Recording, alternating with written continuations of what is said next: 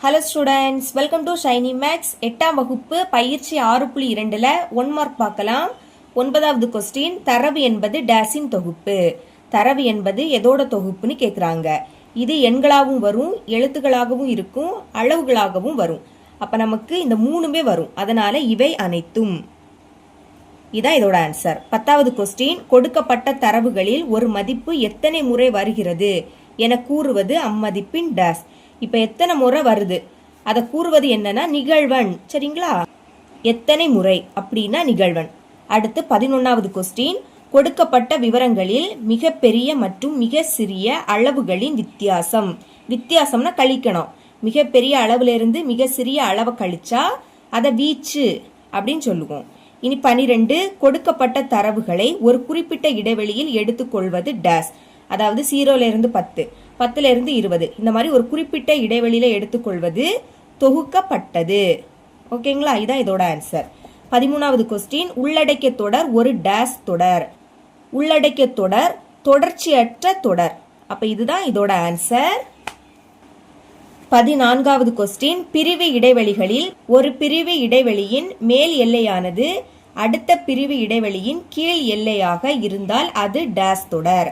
அதாவது பிரிவு இடைவெளியில மேல் எல்லை அடுத்த பிரிவோட கீழ் எல்லையா இருந்துன்னா அது எந்த தொடர்னு கேக்குறாங்க. உதாரணத்துக்கு இப்ப 0ல இருந்து 10, அடுத்து 10ல இருந்து 20, இனி 20ல இருந்து 30. இடது பக்கம் இருக்கக்கூடியது கீழ் எல்லை, வலது பக்கம் இருக்கக்கூடியது மேல் எல்லை.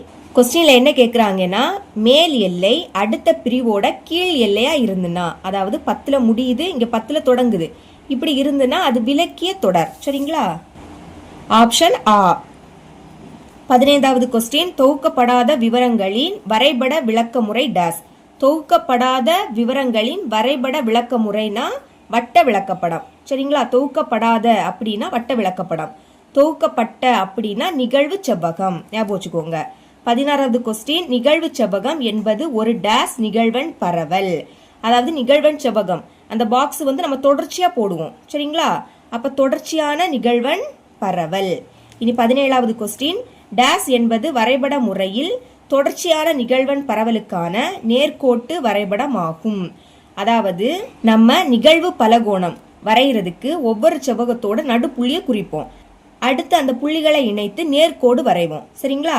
அப்போ நேர்கோட்டு வரைபடம் அப்படின்னு வந்தாலே நிகழ்வு பலகோணம். ஓகேங்களா? அந்த நடுப்புள்ளிய நம்ம இணைப்போம், அதுதான் நேர்கோடு.